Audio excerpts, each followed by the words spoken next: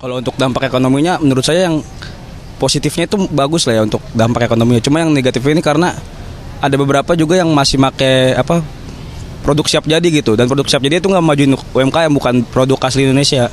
Jadi dia kayak beli produk nugget segala macam itu nugget-nugget dari impor gitu.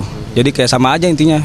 Oh ya, menurut saya dari MBG ini ada dua dampak positif sama negatifnya. Positifnya emang kebuka berapa lapangan pekerjaan yang emang kayak dari nyiapin makanan, mungkin masak, terus dari yang bersih-bersih, nyuci-nyuci itu pun dapat kan pekerjaan. Terus habis itu segi negatifnya adalah emang banyak banget kan di berita yang keracunan. Untuk program MBG ini kebantu, cuman kualitasnya aja yang lebih ditingkatkan lagi, karena memang saya membuktikan sendiri kalau makanan itu agak lama, agak basi. Mengurangi pengangguran, banyak membuka lapangan pekerjaan bagi ibu-ibu juga yang biasanya di rumah suka ngerumpi. Nah itu jadi mereka biar teralihkan gitu dengan kegiatan yang positif. Oke, pemirsa, tadi kita sudah lihat ya sejumlah mungkin masukan dari publik begitu atas evaluasi ini, tapi kalau saya lihat juga di media sosial itu banyak yang kemudian meminta agar makan bergizi gratis, dananya ini dialihkan ke BLT, bantuan langsung tunai. Tapi apakah ini efektif? Saya mau tanya dulu dari DPR melihat respon masyarakat seperti ini bagaimana? Kalau untuk BLT udah ada alokasinya Mbak Sel. Oke, tapi kalau misalnya ditambah atau karena diserahkan langsung. penerima BLT, penerima manfaat itu sudah berdasarkan data DSN. Jadi udah jelas jenis-jenis programnya sudah kita bahas dan itu tetap ada alokasinya di APBN 2026. Nah, yang jadi perhatian publik itu adalah diberikan langsung ke orang tua. Jadi diberikan uang. Itu gitu saya kira tua. satu masukan yang bagus. Tapi Mbak Sel, saya ada pengalaman yang menarik. Oke. Waktu periode lalu mewakili masyarakat Jakarta, saya punya dapil namanya Kelurahan Sunterjaya. 3-4 kilometer dari balai kota. Saya menemukan stunting di situ. Di Jakarta. Di Kelurahan Sunterjaya. Apa artinya? Bahwa di ibu kota negara saja kejadian. Kenapa? Karena orang tuanya sebelum menikah belum punya pekerjaan tetap, kemudian menikah tidak punya pekerjaan tetap, akhirnya hamil, kemudian anaknya lahir dalam keadaan kekurangan gizi. Maka dia kena stunting. Apa artinya? Dia bisa terkena di mana saja karena soal lapangan pekerjaan. Program MBG ini bukan hanya mengintervensi gizi ibu hamil, balita, anak-anak atau siswa, pelajar, tetapi juga membuka lapangan kerja. Ini dorongan double strategi yang sangat efektif.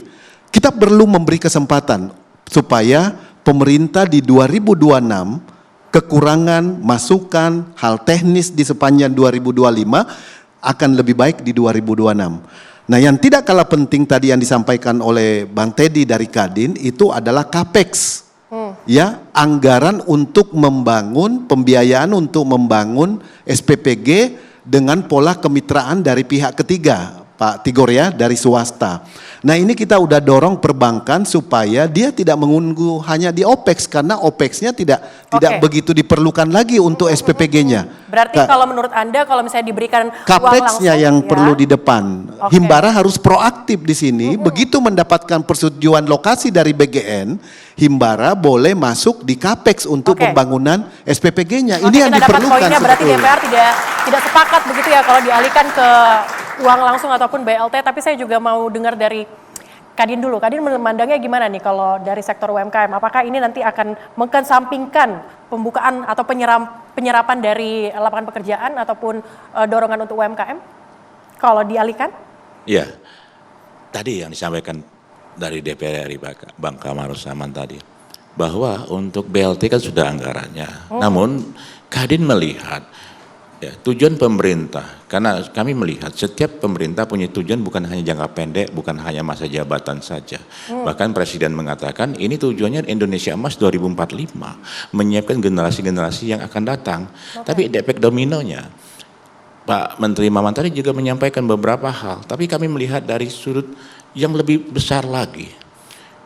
Presiden menyatakan pertumbuhan ekonomi target 8% dengan tingkat kemiskinan 0%.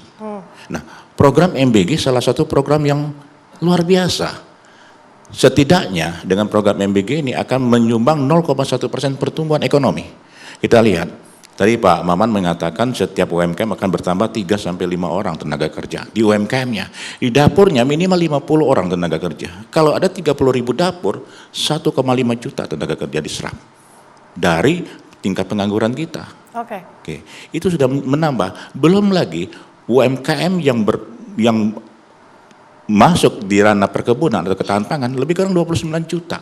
Ada 12 juta UMKM pedagang pasar yang akan bermitra dengan dapur-dapur ini. Berarti itu akan hilang begitu ya kalau ini misalnya ini dialihkan? sangat efeknya luar biasa. 35% omset UMKM diperkirakan meningkat dengan program MBG ini. Oh enggak, 35% akan meningkat. Pak Maman, respon Anda kalau dialihkan? Kalau dialihkan respon Anda sebagai Menteri UMKM gimana nih? Ya begini, saya pikir tentunya sekarang pemerintah kita ya, BGN, Kementerian Keuangan, dan kami sedang menyiapkan mitigasi plan untuk melakukan percepatan realisasi program ini dulu. Itu satu ya. Lalu yang kedua, kita harus lihatnya juga secara utuh. Bisa bayangkan Mbak, ini baru 11 bulan, bisa terbangun, mohon maaf ya, 10.000 dapur itu dahsyat. Coba kita cek aja, silakan, tapi saya data validnya kita cek aja LPG, keagenan LPG yang di Pertamina itu. Sekarang berapa sih jumlah keagenan LPG? Saya pikir kayaknya angkanya juga kurang lebih beda-beda tipis dengan yang ada di MBG. Itu Pertamina butuh waktu kurang lebih puluhan tahun untuk membangun agen LPG. Artinya ada sebuah lompatan percepatan pembangunan dapur umum. Namun kita sadar, dari awal tadi saya selalu bilang bahwa tidak ada yang sempurna, pasti perlu penyempurnaan evaluasi terus menerus yang harus dilakukan oleh kita semua. Jadi saya pikir ini masih ada waktu, saya rasa yuk kita akan lakukan percepatan penyempurnaan sistem, evaluasi tata kelola dan lain sebagainya. Karena ini program baru kok saya rasa, tapi saya yakin semua sepakat bahwa ini punya efek positif yang sangat luar biasa besar. Jadi yang ingin saya luruskan, jangan sampai kita menyetujui atau membenarkan ada narasi yang menganggap program ini harus di stop gitu. Oh, saya pikir itu harus kita luruskan sama-sama. Ini program yang secara potensi memiliki efek yang sangat luar biasa positif. Bahwasanya perlu penyempurnaan, saya pikir wajib kita evaluasi. Saya rasa di situ dulu ya, kita jangan masuk ke yang narasi BLT kemana-mana, saya pikir itu kita lihat aja dulu. Oke, nanti kita teruskan lagi, termasuk juga penyerapan dana MBG ini yang masih belum maksimal Pak Tigor. Nanti Anda jawab ya, usai jeda tetaplah bersama kami di Indonesia Business Forum.